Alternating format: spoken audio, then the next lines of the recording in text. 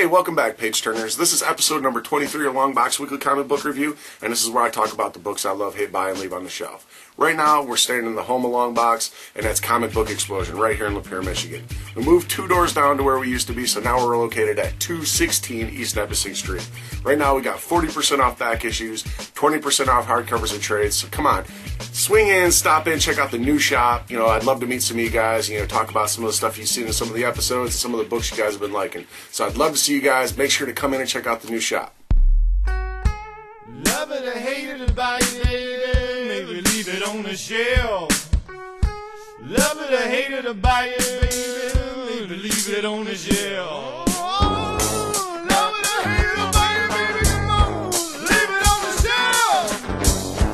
Love it or hate it, buy it, baby, leave it on the shelf. And here we are with the most important part of the show, boys and girls. You guessed it, that is supporting independent artists. So if you've got an independent book that you've done, if it's in print, if you've got a web series, you got a PDF or something, send me your book. I'll definitely put it on the show and get an honest review.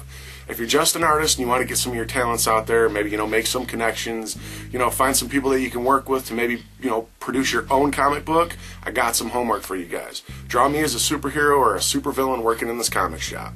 It doesn't matter what character it is, it doesn't even have to exist. You could come up with it on your own, doing something like, bagging and boarding, dealing with customers, filing away comics or something. You guys, you're the creative ones. I trust you guys. You've sent in some awesome artwork so far, so I just can't wait to see what you guys have been sending in again. So like I said, support independent artists because that's the most important part of the show, and thank you guys so much for everything you've sent in so far. First up this week, we have Madam Frankenstein, issue number 1 from Image Comics. Now, anytime Image Comics put out an issue number 1, I typically want to pick it up and check it out. You're going to find some pretty interesting stories when it comes to independent books. This one, however, it was pretty much Bride of Frankenstein. There wasn't anything that was in this issue that kind of set it apart from anything that's already been done. So I got to say that if you're a fan of Frankenstein, this would probably be something you want to pick up and check out. But if the Bride of Frankenstein never really spoke to you, this is going to be something you're going to want to set on the shelf and forget all about it, because there's nothing, as I said, that sets us apart from what's already been told in the Bride of Frankenstein. Next up, we have Original Sin issue number 1. Now, this seems to be Marvel's major story arc that they're going to be doing for the next couple of months, and I got to say that reading this issue, I enjoyed it. There were a lot of characters in here I really don't pay much attention to in the other books, and it encompassed a lot that really wanted to bring me in and keep me involved in the story. So I'm definitely picking up issue number 2, and I really recommend you guys picking up this one. Not to mention, if you pick up this issue from us, can't say this is the way it goes at other comic shops, but if you pick this issue up from us, we have the Scotty Young Deadpool variant.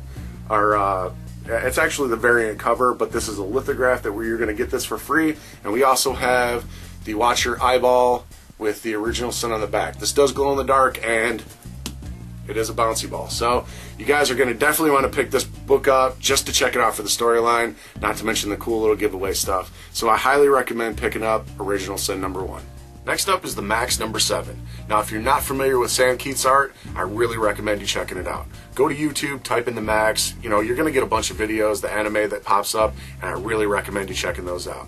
If that speaks to you, you're going to love this book. About 10 years ago, these issues came out, and they're digitally reprinting them now. They're digitally colored, so they're amazing. The artwork just pops. When I think about Sam's work, breathtaking, stunning, just amazing comes to mind. So I really recommend you checking out the Maxx overall, but I really recommend you picking up the Maxx number 7. This is definitely a pickup. Following right in suit with issue number 2, Deadpool vs. Carnage number 3 was definitely a hit out of the park. This issue was just awesome. It mixed the right amount of action with comedy and just solid all-around issue. This is one I recommend you not only picking up, but putting on your pull list. You're going to love Deadpool vs. Carnage number 3. Next up, we have a book that was actually promoted at this year's Free Comic Book Day with Futures End Zero, and that's Futures End issue number 1.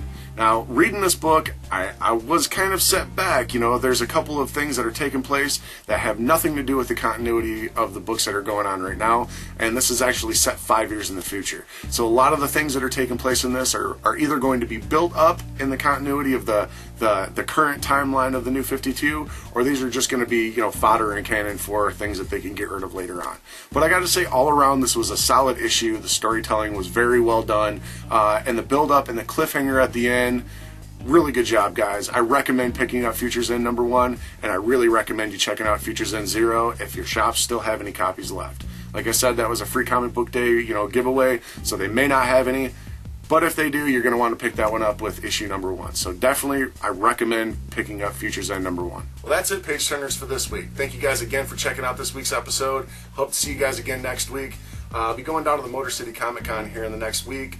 Got a lot of stuff planned for that. Hopefully I'll get some good interviews, a lot of good footage. I'm also in the process right now of lettering a book for Decayed Minds. It's True Power issue number 2. It should be on sale if everything goes 100% right. Should be on sale and available at the Motor City Comic Con. If you can't make it to this year's Motor City Comic Con, I'm sure we're going to have links here in the future for you guys to do an online order. And, you guys definitely know I'll do a review on the show. It's a book that I'm working on. Why not review it? So, like I said, thank you guys very much for all the shares, support, likes, favorites, comments, all of it. It's very much appreciated, and I'll see you guys again next week. Love it or hate it about you, baby, maybe leave it on the shelf. Love it or hate it about you, baby, maybe leave it on the shelf.